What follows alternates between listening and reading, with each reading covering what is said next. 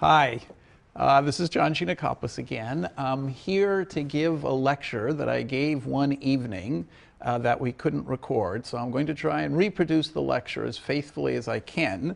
And I think it's a historical lecture. I hope you find it interesting. It's about the history of the mortgage market. And I call it a personal history because by some accident I participated at many of the key points in the recent history of the mortgage market. So I started off in 1989. I was professor here at Yale. I was a mathematical economist. I thought of myself as using mathematics to study economics and staying really pretty much as far from the real world as I could. But for some reason I decided that I wanted to see what was going on Wall Street. The most interesting mathematical modeling of that day was being done on Wall Street, and mathematical modeling in finance, that is, in economics. And so I decided, why not go see it?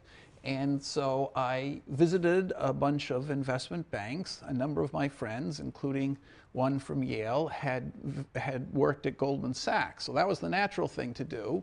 But I had a little cousin who had just been hired recently, a little bit before that, at Kidder Peabody, which was sort of the number 7th investment bank of the time in terms of size. And he introduced me to the fellow, Ed Cirillo, who ran fixed income at the time. And they persuaded me that it would be much more interesting to go to Kidder Peabody and to talk to people like Ed Cirillo than go to Goldman Sachs and be one of 100 visiting professors. So I decided the firm was a little bit smaller, but I'd see more of it, and why not do something a little bit different? So they'd never had an academic visitor, I think, like me, spend a year there before, so I went in 1989, 1990. And while I was there, I talked a lot to Ed Cirillo and to the traders and to a bunch of other people.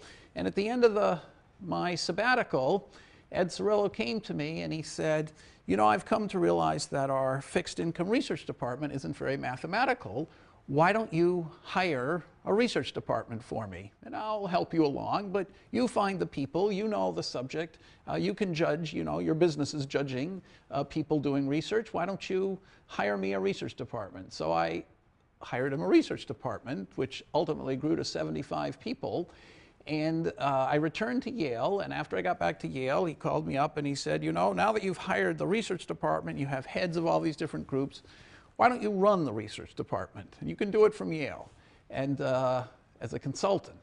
And so I became the head of fixed income research at Kidder Peabody from Yale, and it was quite an experience. I hadn't realized when I accepted the job just how many complications would arise, how many people would get job offers from other places and want to leave, and how many models wouldn't work, and then there'd have to be a wild scramble to fix it. But anyway, that placed me at an investment bank, that would become one of the key players in the mortgage market. Now, in the mortgage market, who are the players? Well, they're the homeowners you all know about. They're the banks who are giving mortgage loans. But then there are a number of other players that are invisible to much of the public, which really dominate the market. They're the government agencies, Fannie Mae and Freddie Mac, which you'll hear a lot about. They're the investment banks like Kidder Peabody and Goldman Sachs and a bunch of others. They're the hedge funds, and there are other investors. And this group of people creates a gigantic hierarchy, an invisible market that's on the same size, the same scale as the stock market. So I think in that time, 1989, 1990, if you'd asked anyone in America practically, what's an important financial market? They would have said, the stock market. What's another important financial market? Corporate bond market. What's another one? Well, foreign exchange market. What's another one? Options market. I don't think anyone would have said the mortgage market, or at least they wouldn't have said it very early on in their list of important financial markets. But in fact, as I'm going to try and tell you during this class, the mortgage market is not only on the same scale as the stock market, but actually quite a bit more complicated than the stock market, more mathematical than the stock market, and in some ways more interesting than the stock market. And as we'll see at the end of the course, it was the mortgage market that led to the greatest crisis we've had since the Depression, and in fact caused several similar crises before that. So mortgages appear at the bottom. You have homeowners living in their houses who need to borrow the money to buy the house. Before they can live in the house, they have to get the money to buy the house, so they borrow the money by taking out a mortgage, and it's a bank or a thrift or somebody like that who lends them the money. That's the first step. So a mortgage is just a promise to pay the loan back over a long period of time using your house as collateral. An important part of mortgages is that you have an option to prepay the mortgage. I mean, what if you move? The mortgage is, say, a 30-year promise, and after 3 years you might want to move. So if you're gone from the house can no longer serve as collateral because you don't live in it anymore. So there has to be some way of getting out of the mortgage, and so there's an option to prepay it. Now, in the United States, that option can be used even if you stay in the house, and it turns out to be one of the more problematic aspects of valuing mortgages and one of the most interesting aspects of valuing mortgages, but we'll come to that later. So this idea of a mortgage, those three ideas were already known to the Babylonians more than 3,000 years ago. So the mortgage is not a recent invention. It wasn't invented after the Industrial Revolution. It was invented more than 3,000 years ago near the Middle East. So it stayed pretty much the same for most of those 3,000 years until the 1930s when the amortizing mortgage was invented. So what happened in the 1930s? That was the time of the Great Depression, and farmers had lots of mortgages, and they would owe $7 a year, say, as their interest payment, and at the end of 10 or 15 years, they'd have to pay $107. That is, they'd make their interest payment, and they'd pay back the balance, what's called now a balloon payment. That's how a typical bond works. Well, of course, when things got really bad, a lot of them defaulted, and naturally they chose to default just before the $107 payment. So seeing that, mortgage lenders decided that it would be much safer to make a flat mortgage loan where the payment was, say, $8 a year for all of 30 years. Now, you pay a little bit more each year for 29 years, but then you continue to pay the 8th to 30th year. But you see, if you add up all the extra payments and you realize that there's discounting, the 107 way off in the end isn't really that much money looked at from the beginning. And so by paying 8 every year, you can get the same present discounted value of paying 7 29 years and 107 the 30th year. So that's called the amortizing mortgage. It makes the lender much safer because after a bunch of years have gone by, the house presumably has gone up in value, or even if it hasn't gone up in value, the remaining payments are much less because so many have been made, the balance has been amortized, and so actually to get out of your mortgage, you need to pay less than $100 back. So this amortizing mortgage is something we're going to study mathematically in the next lecture, but now I just mentioned that was one of the big innovations which made the mortgage market much safer than it had been before. Well, so things continued pretty much the same from the 1930s all the way to the 1970s when we had securitization. Like many of the great financial innovations in history, this one was created by the government. So Fannie Mae and Freddie Mac were government agencies, and they were given the job.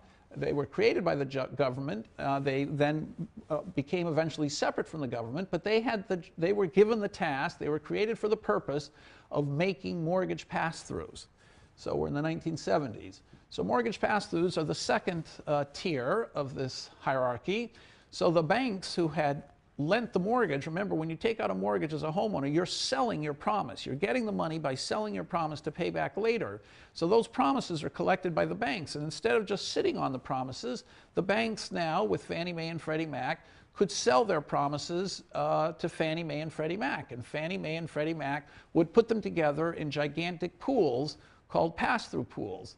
Why were they called pass-throughs? Because the mortgage payments the homeowners made would go to the banks, and the banks would just pass them on to the pools, and then the pools would collect the money and pass that money on to the shareholders. So the ultimate lenders to the homeowners are the people who buy shares in the Fannie and Freddie pools.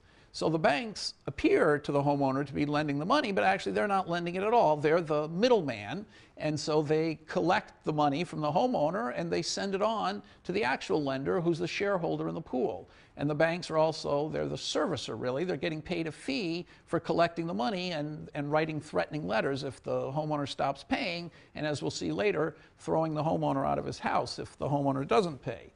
So Fannie and Freddie played an extraordinarily important role in the mortgage market. First of all, not any mortgage could be sold into these pools. They had to meet strict criterions. You had to have a good credit rating, you had to have a job, you had to have all sorts of, sorry about this, I'm going to have to shut off my cell phone.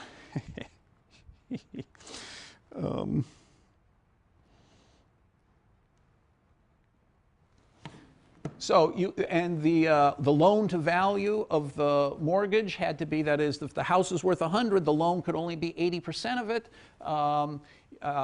You had to have a record of the job you had, and so on. So this was very standardized and very high-performing loans.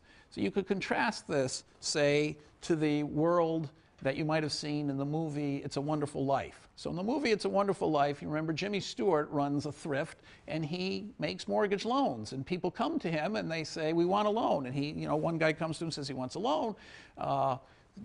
Jimmy Stewart says, well, do you have any collateral? No, I haven't built the house yet. I'm, trying to build the house.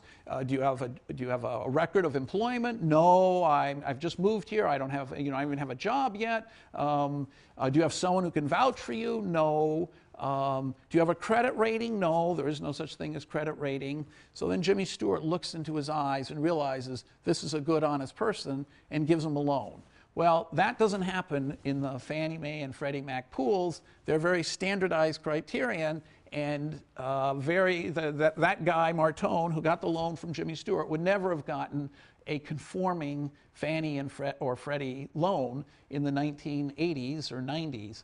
He might have gotten one in the 2000s, though, but we'll come back to that. So that kind of market is very much like the kind of market in the Jimmy Stewart movie, It's a Wonderful Life, that gets created in his fantasy, where, the town gets taken over by the evil banker, and that evil banker, whose name I've forgotten at the moment, but that evil banker basically is creating the kind of loans almost that we're talking about now. Everything's mechanized and standardized, but of course with standardization, you get tremendous advantages.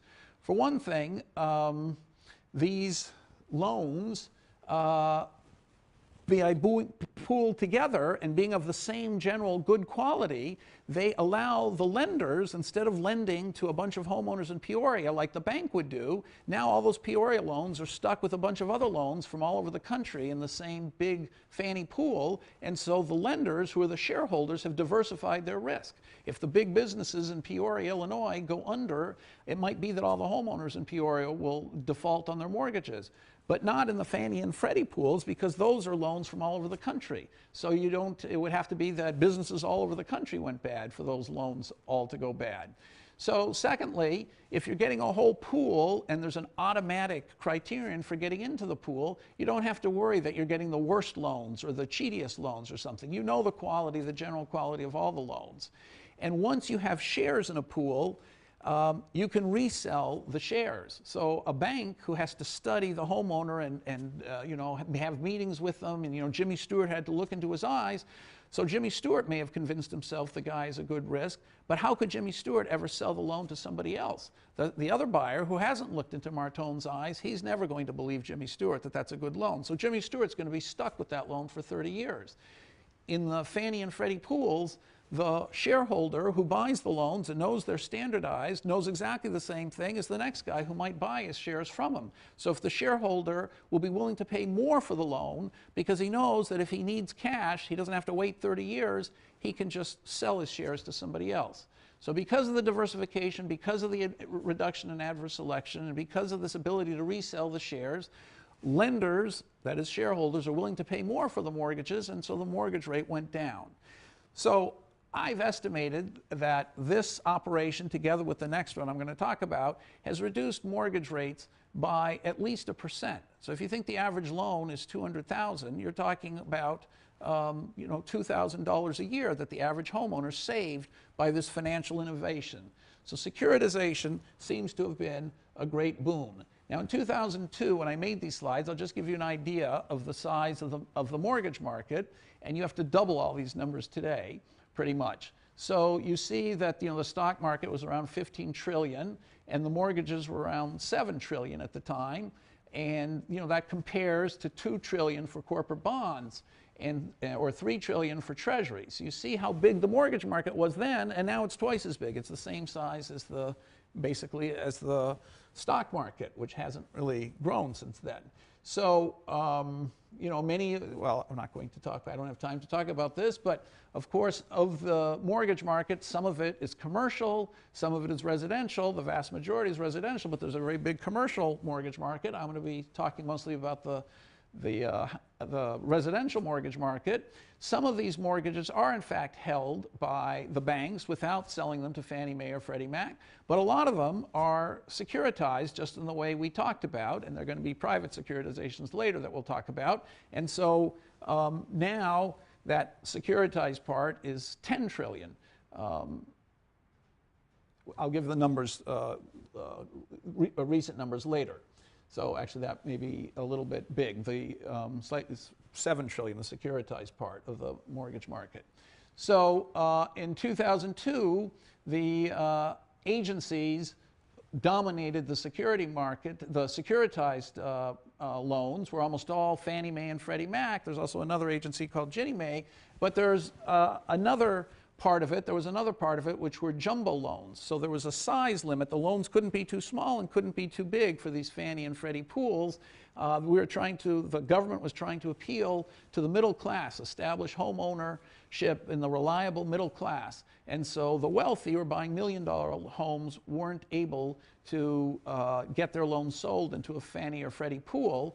And so those loans were securitized the same way, but by private agencies and not by banks, by investment banks, and not by the government. And that at the time in 2002 was $500 billion. But we'll come to all these numbers later when we say today's numbers. So the next innovation after the 1970s came in the 80s, and that's the collateralized mortgage obligation market. CMOs, they're called. So the investment banks like Kidder Peabody and Lehman Brothers, for example, would buy some of these big pools, and then they would cut the pools, which were just pass-throughs. So the pools just passed through the money that the homeowners were giving them. So maybe they were passing through $1,000 a month as the promise. Well, say Kidder Peabody might buy a pool promising $1,000 a month to the shareholders, and then cut the promise into two pieces. Maybe a floater, which would pay $500 plus the interest rate. And so when the interest rate went up, the payments would go up. That's why it's called a floater. And maybe a second piece called an inverse floater, which is $500 minus the interest rate. So as the interest rate went up, the payments would get smaller. But as the interest rate went down, the payments would get bigger. That's called an inverse floater.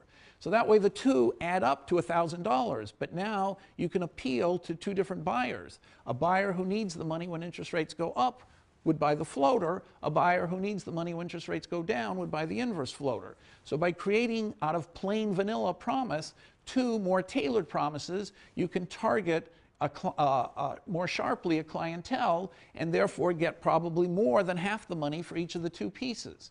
And that way, of course, competition in the CMO market raises the amount people are willing to pay for the pass-throughs, because they can then buy them and split them up and sell them for more. So that raises the price of the pass-throughs, which in turn raises the price the homeowners can sell their mortgage, which in turn lowers the interest rate that the homeowners have to pay. So again, it's another reason why this whole operation of securitization improved the welfare of almost everybody. So the pieces gradually got more complicated. So, if there was default or somebody prepaid, as we talked about, used their option to pay early, instead of getting the money you expected, you'd get extra or less money than you expected. And that created risk. And some of these buyers didn't want to bear the risk. So maybe you'd make the pieces $400 plus the interest rate and $400 minus the interest rate, and leave $200 to what might be called a residual piece or a derivative or something. And that $200 would bear the risk. So if someone defaulted, you'd take it out of the $200 piece and not out of the first two pieces. So that split up, again, made the floater and inverse floater safer and encouraged people to buy it. But of course, somebody had to buy the residual piece, which was more complicated. So, as I said, this whole operation was a way of accomplishing two things. It made homeowners able to sell their promises for more, so they effectively were paying a lower interest rate, so it made it easier to move into houses. And that's precisely what the government intended by creating these agencies. It also allowed buyers and investors to get money in the cases they needed it, in the states they needed it, because the pieces were tailor-made for them. So I realized while I was there at Kidder Peabody that this whole multi-trillion-dollar operation behind the scenes was, as I said, invisible to everybody, and it was worth writing about. And it was bringing a great welfare gain to the country, and nobody quite knew about it. So for me, it crystallized what the essence of finance is. The essence of finance is you're trying to create promises. The financial system is creating promises that deliver money to people in circumstances, or states as I call it, that they really need the money. But of course, you have to guarantee that the money is going to be paid to them. So in order to do that, you have to have collateral. So this entire system is a way of creating promises and backing them with collateral. So if you remember, so here are the potential promises, and maybe some people want money down here. That's when the interest rates go up. They're buying the floaters. Way over there, the money's going down. The interest rates are going down. That's the people who buy the inverse floaters. That's when they're getting most of their money. So, but these promises, you have a reason to expect to get paid because they're backed by the collateral. Okay, so this is not a very good picture. The houses back the promises of the homeowners, like in Babylonian times. If the homeowner doesn't pay, he loses his house. Then those mortgages themselves, those mortgage promises, are backing the pools, which are selling shares to the shareholders. But those shares are backing the CMOs, which are making more complicated promises. So the collateral you see is used once by the homes, once by the pools, once for the CMOs, and then it will turn out, as we'll see in a few minutes, that the investors who buy are borrowing money, buying on margin, using the CMO pieces they buy as collateral for their purchases. So the collateral is being used and reused. And so, in fact, the entire system is stretching the available collateral as much as possible. So collateral is a very scarce resource. It's very important to running a financial system. Many developing countries don't have any collateral, and therefore they have a primitive financial system. Here, there's a tremendous incentive to stretch the collateral as much as possible. You can stretch it by using it over and over again, or by letting the same collateral back many promises. And we saw both of those, the tranching, the different CMO pieces, and the pyramiding, the using the same collateral over and over again. So I wrote my first paper, published it in 1997 while I had written it while I was at Kidder Peabody. And one of the questions I asked was, when you take out a loan, not only what interest rate do you have to pay, but how much collateral do you have to put up? And that was a question that nobody seemed to have asked really before in a general equilibrium model. And so that was my first paper on the subject. Now I want to get back to Kidder Peabody. Kidder Peabody, as I said, when I started, it was a sleepy number 7 ranked investment bank. Didn't dominate any market, but it came to completely dominate the CMO market. So this, as I said, was a multi-trillion-dollar market. And if you look at all the pieces that are being promised here, what Kidder decided to do was, things got more and more complicated. There weren't just 2 pieces. There weren't just 3 pieces. There were 90 pieces, typically, at that time.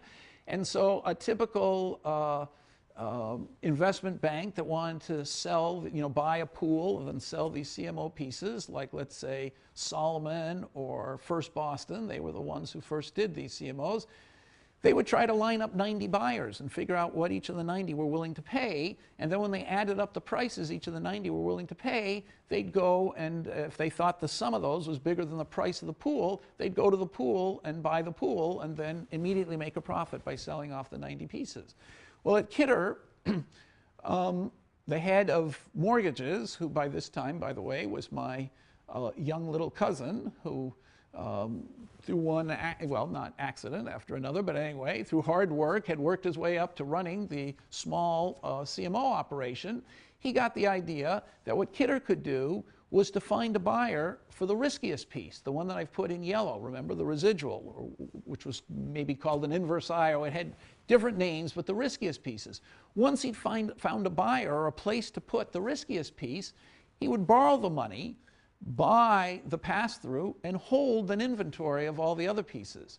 So he knew that eventually we would be able to sell off all the other pieces. And so we had a tremendous advantage. While everyone else was looking for buyers for 90 pieces, we had to find a buyer for 1 piece or 2 pieces. So we then had an inventory of 88 pieces, say, to sell. And as we did deal after deal, that inventory would get bigger and bigger. So our sales force would have a much easier time selling a piece. We wouldn't have to call someone up and say, do you want piece number 4? That's the one we're trying to get you to buy. We'd call up and say, we've got a huge stock of different kinds of pieces of all kinds from all kinds of deals. Maybe you're interested in one of them. So it was much easier for a sales force to sell with that situation than it was for the other investment banks to sell. So of course we lured away some of the best sales people. So of course the downside to all of that is we had to be very careful that the pieces we held, we knew how to hedge. We had to be very careful that when we held these pieces, between the time we held them and finally sold them, we didn't lose a lot of money. So we had to figure, and sometimes we were the ones who held the most dangerous piece too. So we had to figure out what were going to be the cash flows of these pieces and how to model them. And that's what we're going to mathematically talk about the next few days, but I'm going to give you a hint of this now. So we had to predict, among other things, what the prepayments would be. Okay, and so if you talk to a macroeconomist, especially in those days, and you say, you know, what do you think is going to happen in the world? They'll usually say, well, I think in the next 2 quarters, unemployment is going to go up 0.5%, and then maybe things are going to get better for the next year, and beyond that, it's too hard to tell.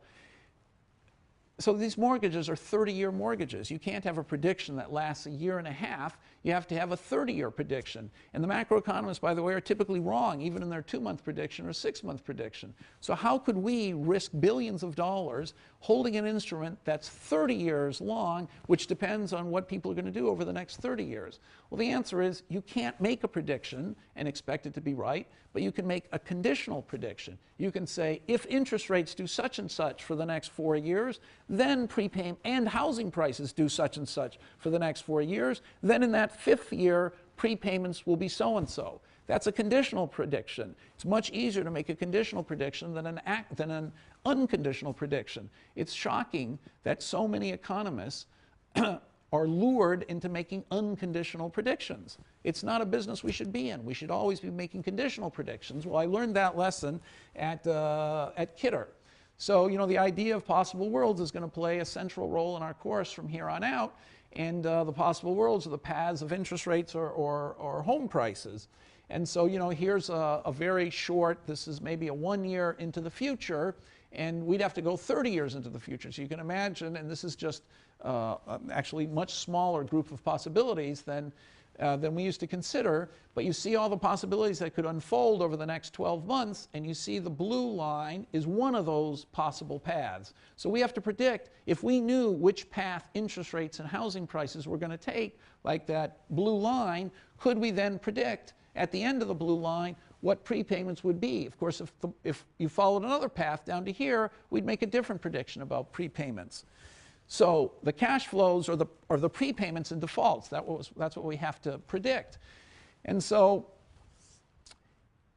you might say, what good is it to predict a different number on each of these trees? Then you just basically you're saying you don't know what's going to happen.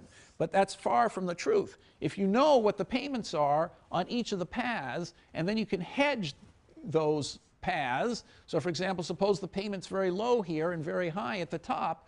Well, if you can buy another instrument that pays you something at the bottom and you pay at the top, you can offset the variation in cash flows on the mortgage by that other instrument and guarantee yourself the same safe payment all the way through. So that's the sort of thing that we did at Kidder Peabody, which we're going to study in great detail. We held these complicated pieces whose payments would vary tremendously, so we ran a huge risk of losing all our money, but then we would hedge them with some other instrument. So in the end, we got a pretty safe return. And because we knew the return was safe, we felt we could pay a good amount of money for it, whereas other buyers who couldn't hedge it wouldn't want to buy it at all. So now let's just see how good the predictions were. Here's a typical history of prepayments. So you can see it ranges from to 99 from 88, something like that. So it's 10 years, 11 years of prepayments. So that's the percentage of people who prepay every year. So it's the analyzed percentage. So every month you check how many people paid off their mortgage early, and you assume that rate stayed the same for the whole 12 months. What would the prepayment percentage be? That's what the number measures all the time. And you see in some months it's practically zero. These are prepayments for a mortgage issued in 1986 that had an 8% coupon. So all basically 1986 mortgages with an 8% coupon issued by Fannie Mae, or some big pool of them anyway. So you see, sometimes the prepayments are very low, sometimes they're incredibly high. How, standing at the bottom, at the back there in 88, say, could you possibly have predicted that prepayment going forward, you know, with the ups and the downs and stuff like that? Well, you couldn't if you made it unconditional, but if you made it conditional, it's not so hard. Because what do you think happened in 93 that made prepayments go up so high? It was interest rates went down. Homeowners had an opportunity to refinance at a lower interest rate in a different mortgage, so of course they did that. In those other months when prepayments are very low, the interest rates were higher. So, so clearly there's a connection between the mortgage rate you got on your original mortgage and the new rate that you can refinance into, and that is part of your conditional prediction. But another thing that's interesting is burnout. So if you look at two pools, both issued in, one issued in 95 and one issued in 92, and with exactly the same coupons, you'll see that the older one is always prepaying less than the new one, okay, at least starting from 95 onward. So it's as if the old one burns out. Once it has an opportunity to prepay, you see a lot of prepayments and then they slow down. Okay, so that's another thing people had observed. So you might have thought the standard way of modeling things at that time was to just do a regression. You say, well, we figured out that prepayments depend on the new interest rate and how much more in the money you are, and it depends on how long you've been in the money because of the burnout. So you try to estimate a curve, like an S curve or something, that depends on parameters that's, you know, on the interest rate and on the burnout, how long you've been in the money, and, you know, according to some parameters that describe the S, and you try to estimate those parameters. So that would be an old-fashioned way of measuring things. But as we're going to see in this course, we look at everything from an agent-based approach. So what are the individual agents doing?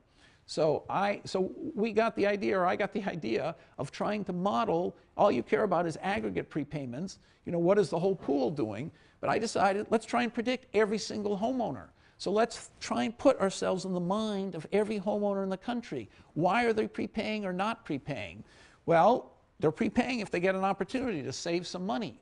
But you know, we know from that graph that lots of people don't prepay. Even when there's a tremendous opportunity, only 60% of the people are prepaying in a whole year. So that means the whole year goes by and only 60% of them have prepaid. So every month, you know, 8 or 10% are prepaying.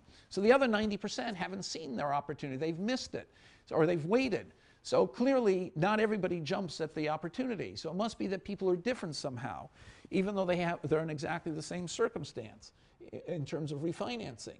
So you have to account for the difference. So I imagine that different people have a different cost of prepaying. It's a hassle to prepay. Maybe you literally have to pay some money to prepay. Maybe you have to take a day off from your job. Some people have other things to do. They're not that alert because they're paying attention to their kids or they're paying attention to their work. So not everybody has the same alertness. Not everyone follows financial matters as closely as everybody else does. So also, over time, people are getting more rational. They're beginning to understand the market and prepaying more and more. And of course, people hear from their friends. If their friends are all prepaying, it's more likely that they'll think about it and prepay themselves. So I will build a model. I built a model together with the researchers at Kidder Peabody, and then later we built a model of prepayments based on every individual making a different decision. So an individual is characterized by his cost and his alertness. So different individuals have different costs and different alertness. And by watching how they behave, we can come to guess what the cost and alertness is of each of these people. So you see this model captures all the effects that we talked about already. If you have a pool of people, you can see the vertical is how many people of each type. So there are different costs and different alertnesses. And so at the beginning, when you have a new pool, like on the right, there are a lot of people. And as they get opportunities to refinance, it's not random people who prepay, it's the people with the highest alertness and the lowest costs who prepay. So over time, as the pool gets older, the distribution of people is going to shift. It's going to have less hyper alert and low cost people and more high cost and low alert people. So that's why the pool is going to slow down. So burnout is naturally explained by an agent-based approach. So anyway, as we go through the course, we're going to emphasize this agent-based approach. So building a model like that, starting in the 1980s and making a conditional prediction, you can get a fit that looks like this. So notice you make some gruesome errors, like over here. That was an expensive, 98, 97, 98. That was an important mistake. But you can fit this kind of prepayment surprisingly well. Okay, so that was my Kidder Peabody days, and I thought, you know, my gosh, we're doing incredibly well. We're helping the country. We're doing things on a colossal scale that nobody had ever done before. I think I may have not emphasized enough that Kidder Peabody came to dominate this market. We controlled over 20% of all the issuance. And remember, there were trillions of dollars of things being issued. So this little group of 20-year-old kids, basically, plus me, the old guy, and research, so them, the traders, they were issuing something, you know, on the scale of $500 billion to $1 trillion of these CMOs, these kids in their mid-20s or late 20s. And the world seemed to be a better place for it. And I thought, my gosh, this is an untold story that needs telling, and it's an incredible success story. Well, things suddenly changed. And in 1994, there was a crash. So this is the first of 3 crashes I've lived through. There was a scandal at Kidder Peabody, the Joe Jett scandal, who was a trader, a government bond trader, who was accused of doctoring the books and faking his big profits. He'd been Kidder Peabody Man of the Year in 1993, and then in 1994, he was... they decided that all his profits were fictitious and that he doctored the books. And so he was fired, but he sued Kidder for discrimination, and it was a tremendous controversy, and it was in the front pages of the papers for months on end. And finally, General Electric, who owned Kidder Peabody, closed the firm after 135 years, or I guess 129 years, they closed the firm. So I had to go back one day from Yale to Kidder Peabody, and I invited those 75 people in the research department into my office, and I said, "You're fired." And then I got up and I went to the office next door, and somebody said to me, "You're fired." And so we all fired each other, and the entire 130-year-old company came to a close. So the head trader of mortgages and a bunch of his top lieutenants decided to form a hedge fund instead of, so Kidder Peabody got closed, but actually sold. It wasn't closed, it was sold to Payne Webber, and Payne Webber dropped the name Kidder Peabody and hired many of the people from Kidder Peabody. And in fact, the second tier, the more junior group of mortgage traders at Kidder Peabody, which was the leading mortgage company at the time, they took over the desk at Payne Webber, and then Payne Webber was bought by UBS, and those same guys took over the desk at UBS. So the junior crew at Kidder Peabody ended up, some of whom were Yaleys, by the way, ended up running the UBS, or a big part of the UBS mortgage desk. But in any case, our mortgage trader, the head guys, and decided to form a hedge fund. Instead of selling the CMOs, they would buy the CMOs, and we called it Ellington Capital Management. So I was one of 6 partners. I was a small partner because, again, I stayed at Yale. So this introduces the last player, the hedge funds. So what is a hedge fund? You've heard the name, I'm sure, 1,000 times. It has a bad name now, but a hedge fund basically means 4 things. It means it's someone who hedges, okay? You don't just buy and hold the thing and hope that the cash flows are good. You try to protect yourself against as many risks as possible. Just like I explained we were doing at Kidder when we tried to get the same cash flows in every scenario, and we're going to mathematically study that in the remaining lectures. But you try to hedge. That's where the name comes from. So you try and offset as many risks as you can. Of course, you still run some risk, but you're offsetting as many as you can. The second most important thing is most of it's done, or a lot of the buying is done, not most, but a lot of the buying is done with borrowed money. That's called leverage. So you don't just take your investor capital and buy something. You take your investor capital, you borrow some extra money, and then you buy some stuff, and the stuff you buy you use as collateral to guarantee that the lenders are going to get their money paid back. So hedge funds generally leverage. The third definition of a hedge fund, third characteristic, is that they're very lightly regulated. You have to be a So what does that mean? That means that a broker who sells something has to make sure that the client he's selling to, the client on behalf of whom he's buying, the broker, the stockbroker, has to make sure that the purchased item is appropriate for his client. We have no such obligations. We can buy and sell, with anyone we choose on behalf of our clients. But our clients have to be sophisticated investors, so we have to vouch that they're sophisticated. If they have enough money, like say $5 million, to invest in the hedge fund, they're by definition sophisticated. And then the idea is they don't need to be protected by having a broker who's necessarily watching out for to see whether an investment's appropriate. That doesn't mean that we tell them what we're investing in, and of course we're obliged to explain our strategy. But once they understand our strategy, we don't have to check every single, we don't have to meet the same tests that a simple broker meets on behalf of, let's say, a retired individual, a poor retired individual. So there's less regulation. And the fourth characteristic is hedge funds typically charge higher fees. So that's what a hedge fund is. Now, the first hedge fund was started in the 1940s, I believe, by someone named Jones, and he was a stock picker.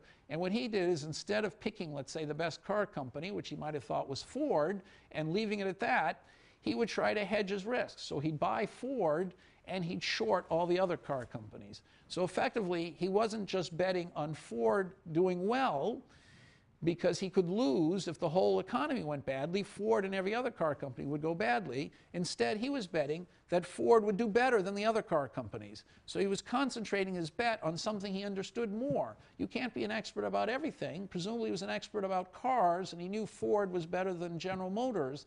So that was a bet he wanted to take. But he didn't want to take a bet on the whole economy doing well or badly. So that was the beginning of the idea of the hedged fund. Now, there's so many risks that a car company or any company runs. Does their president know what he's doing? Is Detroit going to be a good city? Is there going to be a change in government regulation? Is some foreign competitor going to appear on the scene? Is the price of oil suddenly going to change? There's so many things that can go wrong in a company. It really is very hard to hedge. So hedging really makes much more sense when you can make the problem mathematical.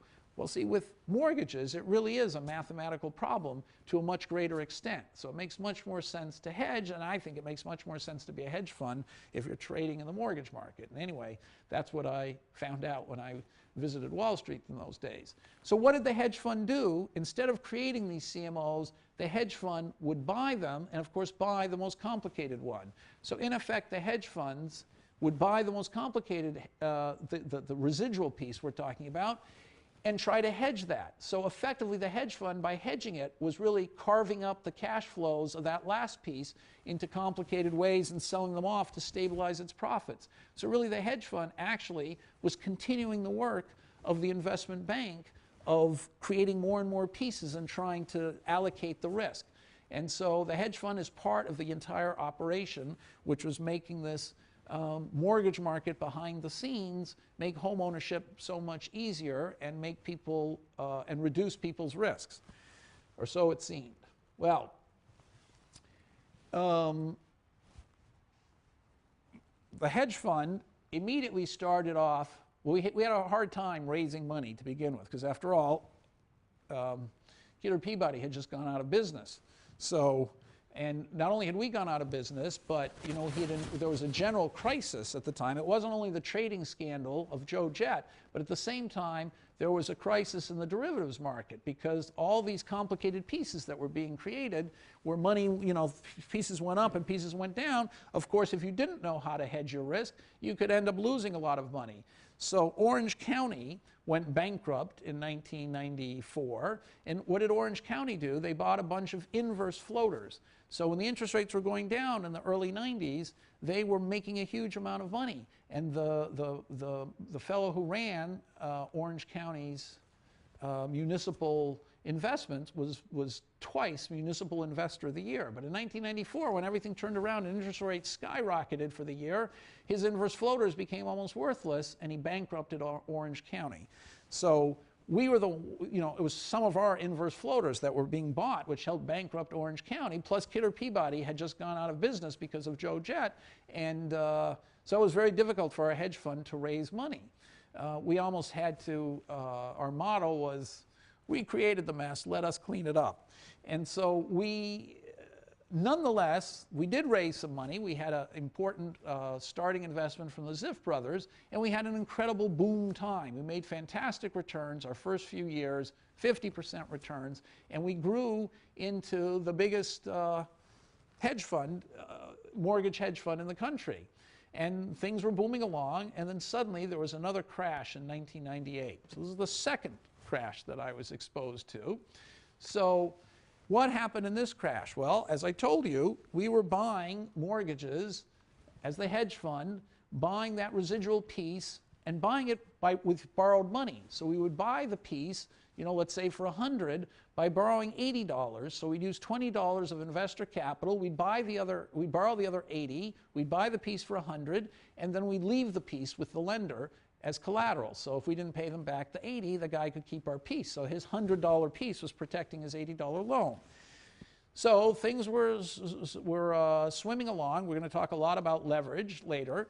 Well, in 1998, one of the big competitors, Long-Term Capital, which was founded, as I think I've mentioned earlier in the course, by Meriwether, who was the most important famous fixed income trader on Wall Street from Solomon, and two Nobel Prize winners who I've mentioned many times and you're going to hear about again, Merton and Scholes, creators, especially Scholes, of the Black-Scholes model, the most important tool on Wall Street for managing risk, as we'll discover in a few lectures.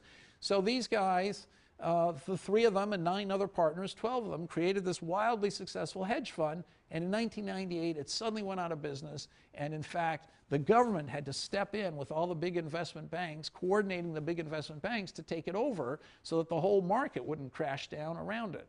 Well, we celebrated the crash of Long-Term Capital, figuring that was one of our big competitors out of business, and now we would have an easier time. But I remember thinking at the time that was a mistake. But anyway, a few months later, we got a margin call. So suddenly, on a Friday morning in October of 98, somebody, one of our lenders, called us up and said, we think the prices have gone down. It's not 100 anymore, it's less than that. We need X million dollars of extra margin to put for us to contribute, because the $100 piece protecting the $80 loan, it was no longer a $100 piece, it was a lower piece, so there was less cushion. We need extra cash to have a bigger cushion. So we said, oh, this is crazy, the prices haven't gone down that far, that's not fair. And they said, you have till 4 o'clock Friday afternoon to pay us back. And if you don't pay us back, then the next business day, which happened to be Tuesday morning because it was Columbus Day holiday on Monday, we'll just sell off all your pieces and pay ourselves back out of the proceeds, the 80, and give you whatever's left over. Well, we figured what was left over wasn't going to be very much because they only needed their 80, so why they didn't have an incentive to sell for the best possible price, although of course they would tell us they'd sell for the best possible price. They probably, they wouldn't, and it would be a fire sale. So we didn't know what to do. And we couldn't raise the money by 4 o'clock on Friday, so we called up Warren Buffett. We said, oh, this is so unfair. They're forcing us to sell. There's no reason why we should have to sell. This margin call is not proper. It's not right. It almost isn't, there's no reason we have to sell. I mean, what's going to happen is on Tuesday, we're going to be forced to sell all our bonds at the same time, and they're going to all sell for like 80 or something. It's going to be a terrible bloodbath, a fire sale, and the prices will go for nothing. We'll be totally wiped out so unfairly. Why don't you buy our firm? We'll give you half our firm, some big percentage of our firm. You just make the margin call for us, and then you can have this firm with these these great bonds, and you know, you can just, it's such a travesty, and it's going to be such a good investment for you, and you can save us and save the bonds and stop this travesty. And he said, excuse me? And we said, well, you know, it's unfair. They're going to force us to sell on Tuesday, and the bonds will go for nothing. And, you know, when they're perfectly valuable bonds, and they're going to wipe us out, and you can prevent that from happening and own our great firm. And he said, hell, I think I'll wait for Tuesday and buy the bonds myself. And so Warren Buffett didn't rescue us. And so that Tuesday, it looked like we would go out of business. But over the weekend, we managed to hold an auction and sell the bonds ourselves. So in other classes in economics, you find out how to conduct auctions. I don't have time to describe this in great detail, but let me just say that in a typical auction, you have to worry about the winner's curse. You know, everybody's thinking, I better not be the highest bidder because that means I've probably overpaid because those are smart guys are bidding against me. And so all our bidders, so what we did over the weekend is we called everybody up and we said, you know, we've been forced by a margin call to sell these things. There's going to be a great deal for you. So why don't you come back from your vacation? One guy came back from Budapest, one big trader on Wall Street. We got a huge collection of traders there over the weekend. We showed them our bonds so they could think about it. And on Monday, we held our auction. But we didn't sell everything at the same time. At 12 o'clock, we sold the first third of our bonds. At 2 o'clock, the second third. And at 4 o'clock, the third third. Actually, we got a little behind schedule, but that was our plan. And so what happened is that 12 o'clock, everybody basically bid 80. So we said, you know, we're one of the bidders ourselves, of course. We told everybody, they all did it by email. We emailed everybody back, you've been outbid. Either by someone else or by us, you've been outbid. So now these guys, one from Budapest, one from all over the world, back there thinking we're going out of business, bidding 80, they don't get to buy anything. So what would they do? What would they be thinking? So between 12 and 2, we're on the edge of our seats. Are they going to bid 80 again? Which means, of course, we get nothing because we just pay back the loan for 80 and we go out of business and our investors go out of business. Or are they going to realize that they have to bid more in order to beat some, you know, other people? So we had no idea what was going to happen. But, you know, the price was basically 95 at 2 o'clock and 99 at 4 o'clock. So we celebrated saving our firm. And it turned out there was another complication after that, which I won't get into, which is that the thing had happened over the holidays, and so the next morning, the buyers didn't get their bonds. So remember, we don't have the bonds to sell them. They're sitting with the person who lent us the money. So it was all a holiday, and the bonds didn't get transferred to the buyers. And so the prime broker was supposed to vouch for all of this, you know, it was a holiday for him too. And so the whole thing was a mess, and it's actually quite an amazing story, which I don't have time to tell. But anyway, when the buyers didn't get their bonds the next morning on Tuesday, they all got alarmed that maybe we didn't even have the bonds, and so everybody made a margin call against us, and we went from celebrating to suddenly thinking we're out of business again. But sometimes when you're so badly off, people realize that they have to stop. And so there was a big conference call on Wednesday in which all our lenders, the sort of number 2 people at all the big investment banks, got together on the conference call, and they agreed that if they all tried to get their money back at the same time, none of them would get it. And so they waited for us to gradually work ourselves out of the predicament. So we survived the crash of 1998, and then after that, we had another boom year. An incredible year in 1999, and things kept booming again for 8 years or 9 years until 2007, when there was, before I get to that, that experience was so seared in my mind, the second crisis, the 1998 crisis, was so seared in my mind that I wrote a paper called The Leverage Cycle, in which I said what basically happens is people borrow a lot of money and they're very leveraged, then something bad happens in the economy, and the lenders suddenly reduce the leverage, and so the big leverage buyers, they go out of business, the leverage goes way down, lenders will ask for more collateral, and there's also the bad news, and those 3 things together completely crush the market, and so lots of people are out of business, and the whole thing's a mess. But then after things settle down, there's another boom. So that's what I call, and then it's going to repeat itself over and over again. So that's the leverage cycle story I told in 2003 after I wrote it right after the crisis of 98, and I said that this crisis, which in 98 seems to be so small, could be repeated on a much grander scale for the whole economy.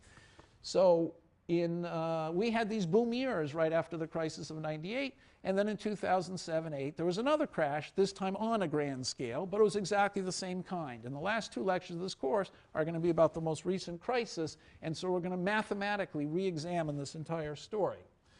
So, and again, after the 2008 crash, when we almost went out of business again, our hedge fund, in 2009, we had the best year we've ever had, better than all those other years, even in 95. So we were,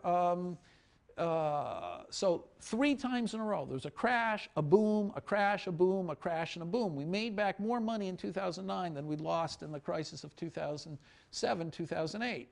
So the course has to end with an explanation of why these cycles happen over and over again. It can't be an accident. I decided it can't be all my fault that I've been in 3 of them. There's got to be something systematic going on, and that's what I've been writing about and how I'll end the course. And by the way, as you'll see, I've spent a lot of time talking to the Federal Reserve and Bernanke and Summers and also at the ECB in the European Central Bank about the leverage cycle, which I think, you know, is generally becoming recognized as a central problem. But I want to end this lecture in the next 15 or so minutes, 20 minutes, by pointing out one change in the market, the next big change in the market, the next wave of securitization. Okay, so this is the subprime market, which we haven't mentioned yet, and which I will now describe. Okay, end slideshow from beginning. Okay, so what is the subprime mortgage market? So I already pointed out that securitization was a great idea. Okay, now it was applied, remember, to prime mortgages. You had to be a very reliable homeowner to get one of those Fannie or Freddie loans. And because those people were so reliable, although they didn't behave perfectly rationally, you know, they had cost and alertness issues, they still were very predictable. Well, a combination of things happened in the late 90s is investors began to get the idea, you know, this has worked out so well, and there's so many people who don't own homes in America because they're poor. Maybe we can extend homeownership to still more people. Of course, they're going to be riskier because they're poorer, they have less resources, but we'll charge them a higher interest rate, and that will compensate us for the extra risk. The government also saw this as a great opportunity to help the poor. So this combination of investors getting the idea and the government wanting to sponsor it led to the creation of a new market, the subprime market, which is what I'm going to describe now. And I'm going to talk about what went wrong, or begin to talk about what went wrong, but I'm going to leave most of it for the last 2 classes. So as I said, securitization is so important because, let me remind you, typically when a bank makes a loan, the bank finds out a lot about who it's lending to. But you know, the bank is not, the bank is a bunch of managers and stuff. The shareholders of the bank are the people whose money is at risk. They aren't the ones looking at the loans. So if you're a shareholder, you own stock in a bank, 2 years later, the bank's going to make a loan to somebody risking your money, and you've got no idea who the guy is that the bank is lending to or what the characteristics are of the person who's getting the loan. Think of the securitization when you're buying a pool. When you get this pool, you could be told, you know, what are the characteristics of all the homeowners in the pool? It's something very concrete. A bank lends to homeowners, it lends to businesses, it's doing 6,000 things. Of course, it's risky to have bank capital, you know, equity, own shares of the bank, because you don't know what they're doing, and they're doing so many different things. It's a lot. You should feel a lot more comfortable if where your money is going is very well delineated. And that's the idea of a securitization. It's very well defined where the money is going.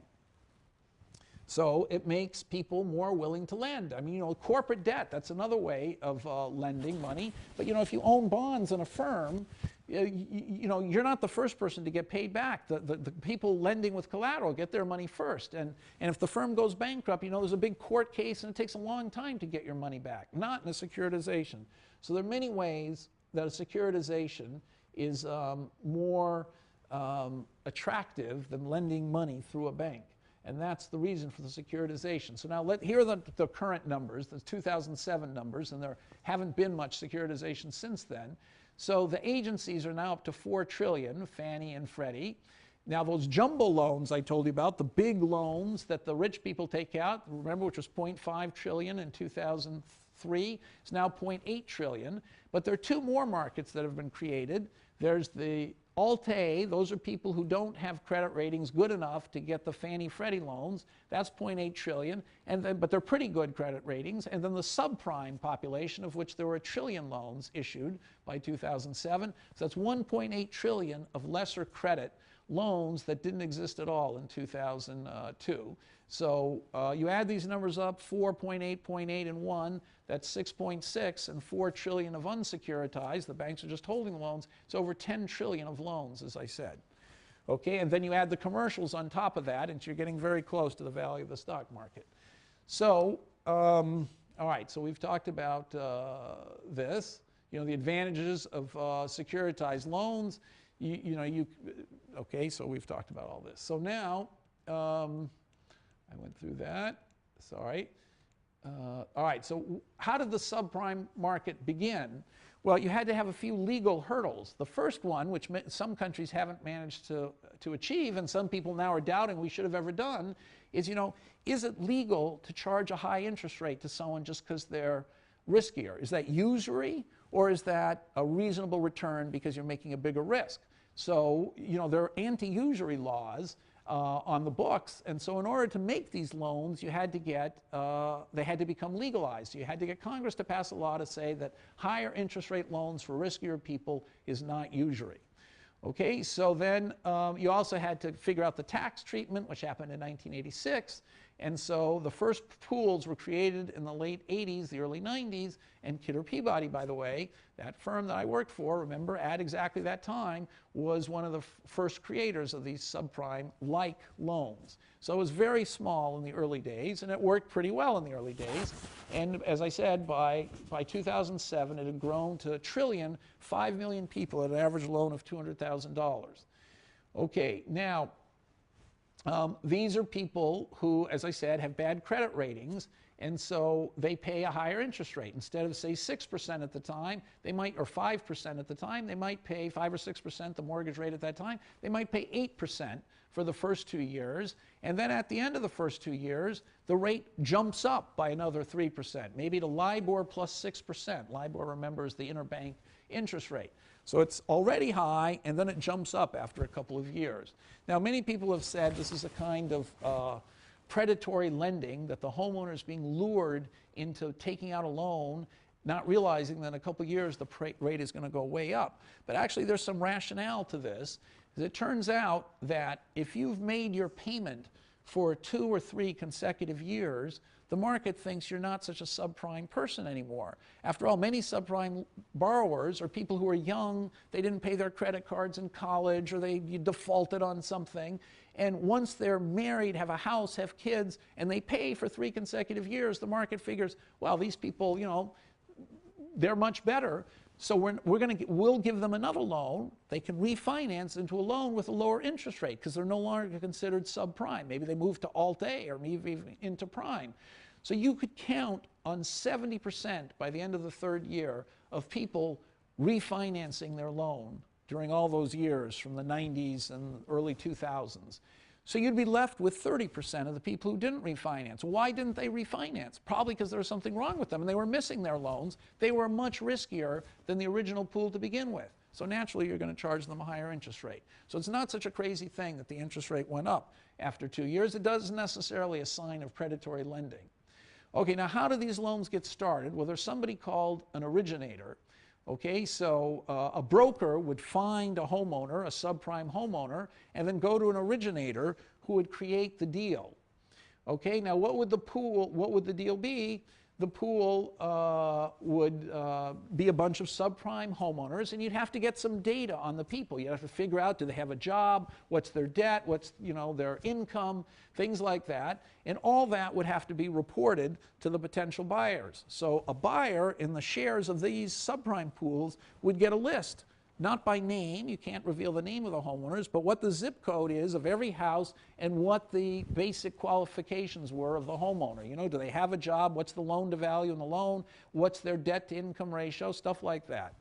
Okay, now, the servicer, who's often the originator, let's say the servicer is an investment bank, the originator is an investment bank. The servicer might be the same investment bank or a specialty servicer. What they do is just what the banks did in the Fannie Freddie story. They're the ones sending the letters, telling people they have to pay, collecting the money and dividing it up to the bondholders, who I'll describe in a second. And they have one extra job. Because they're subprime loans, you can expect a bigger percentage of them to default. And when people default, you know, sometimes they can't make the payments, they lose their job, something like that. The servicer is given the right to modify the loan. The servicer can say, okay, I understand you can't pay. Of course you can't pay. You're out of a job. You don't have any money. There's no point in us throwing you out of the house right away. Maybe you'll get the job back. So we'll work out a deal where we delay your payments, or maybe we reduce the payments. Maybe even we reduce the principal that you owe, because in the end that's going to make our bondholders more money. So all the bondholders have no right to talk to the homeowner. They don't even know the homeowner's name. But the servicer, who's sending the homeowner letters all the time and getting the money, of course the servicer knows the name and has the right to modify the loan. And if the homeowner doesn't pay and the loan's not modified because the servicer doesn't think it's worth it, then the servicer can kick the homeowner out of his house and take the house and sell it and pay the proceeds to the fund. But there's one extremely interesting provision that if the homeowner's not paying, during the time the homeowner doesn't pay, the servicer has to make the payments for the homeowner into the trust for the bondholders. And that's supposed to give the servicer an incentive to hurry up and figure out what to do to change the loan or throw the homeowner out. And of course, when the house is finally sold, the servicer can recoup his advance payments out of the proceeds of the sale, and then later the rest of the money goes to the bondholders. Okay, so now the rating agencies played an important role in determining the ratings that I'm about to describe. So here's how a thing would look. You'd have all the homeowners stuck into a pool, all those loans. Okay, and then you'd, I'm going to go for 10 more minutes, by the way. You have all these loans stuck in a pool. So the money would be coming in. The homeowners, remember, are paying this high interest rate because they're subprime borrowers. So there's $100 of loans that went out. Let's say each loan is for $1. Now, where does the originator get the money to lend to the homeowners? Well, the originator is at the same time creating the bonds. So there's be AAA bonds, AA, A, triple B, you know, with a bunch of minuses too. The over-collateralization and the residual. So you'd create $81 of AAA bonds. These guys would pay that LIBOR, you know, the interbank rate, which let's say was 5%, plus a tiny bit, 20 basis points, so 5.2%. The AA would pay a little bit more than that, and the single A a little bit more than that. Maybe that's probably a misprint. That should be LIBOR plus 10, LIBOR plus 20, LIBOR plus 30, and then the triple B is LIBOR plus 130. So that you'd issue $81 worth of AAAs, 7 of AAs, 5 of A's, 5 of triple B's. That adds up to 88, 93, 98. Okay, so you're only getting $98. Now, so you've got $98 worth of bonds that you've issued. So the originator has sold these bonds for $98. He's got to lend $100, so he's $2 short so far. But you notice that the interest rate all these bondholders are getting is, you know, 5% or a little bit more. The homeowners are paying 8%. So there's extra money coming in that doesn't have to go to the bondholders. So there's this residual piece that gets the right to get the extra interest payments. So the originator either holds the residual piece or finds some hedge fund and says, okay, you buy the residual piece. And maybe the residual piece is worth 5. So 98 plus 5 is $103. So the originator's gotten $103. The broker's fees, remember the broker had to find the homeowners, get 2. So now he's only got $101. So he lends the 100 and pockets 1. So the originator would get 1%, bear no risk for his work in creating the deal. Now, how could these AAA pieces be rated AAA? Okay, now to be rated AAA means, you know, there's a 1 in 100 chance or something that you're going to default. So how could that possibly how could that possibly be when the loans are so risky? Well, what happens if somebody defaults? Okay, so this is the calculation. What happens if somebody defaults? Well, if you haven't paid for the first 30 days, that happens quite often.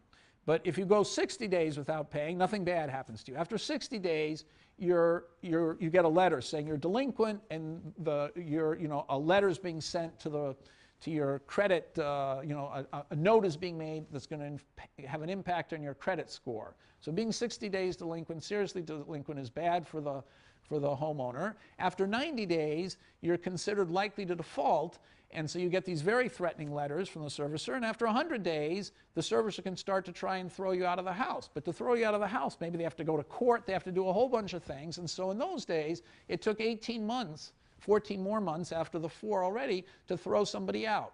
Okay? It now has taken on average a couple years or 3 years. It's getting more and more complicated to throw somebody out, which we're going to get to in a minute. So anyway, you can be thrown out after, say 18 months. Now, what happens if you're thrown out of the house? Let's say the house is sold for 80 cents, okay, when you originally had $1 loan. Well, during the time the guy hasn't paid for that year and a half, if it was an 8% coupon, that means a year and a half is 12%. So 12 cents the guy hasn't paid. So the servicers had to pay up the 12 cents. And then you have to hire a broker to resell the house. That costs 6 more cents. And the guy probably didn't pay his taxes for the whole year and a half. So that's another 3 cents or so that you've lost, depending on what the tax rate is. So you've lost 12 cents of servicer advances, 6 cents to the broker, that's 18, 3 cents for the taxes, that's 21 cents, and then the house only sold for 80 instead of 100. That's 41 cents you've already lost. So that's a sort of good scenario. You've already lost 40%.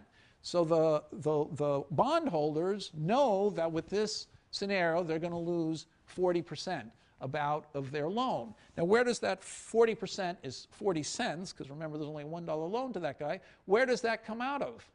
Well, there was this over-collateralization of $2, okay? There's this extra money pouring into the deal because everyone else is paying a higher coupon. So you take the money out of the over-collateralization, out of this extra cash flow that's coming in. And if the default, the loss, 40 cents, is more than the extra cash flow coming in that year, then you reduce the over-collateralization. You know, there was $2 that these bondholders were only owed 98, and there's $100 of loans outstanding. So you could lose $2 of loans and still have as much loans backing these bondholders. But once you get to the next dollar, you're going to take the 40 cents first out of the triple B piece. Okay, so as more and more houses go under, you go through the over-collateralization, the extra interest, then you start taking things out of the triple B piece. After you wipe that out, then you go to the A piece, then the double A, and finally go to the triple A.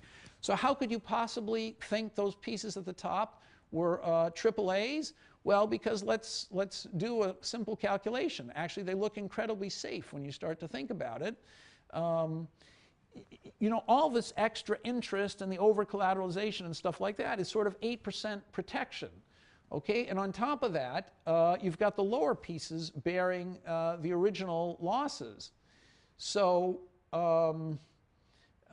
let's see where okay, so even if you expected 40% of the homeowners to default, which is an astronomical figure, you know, it was typically in the past, you know, less than a few percent. Even if you thought 40% of the homeowners are going to be thrown out of their houses, and 40% of each homeowner was going to be lost in the scenario we just described, a 40-cent loss, 40% times 40% is only 16%.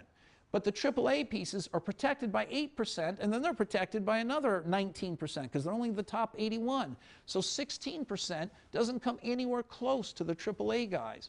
So that, in 2007, was a horrible scenario to imagine, that 40% of the homeowners, you know, there are 5 million homeowners. That means 2 million people tossed onto the streets, losing 40% of each of the homes, and you don't come close to touching the AAAs. That's why it seemed like they should be AAAs and why so many people were willing to buy them.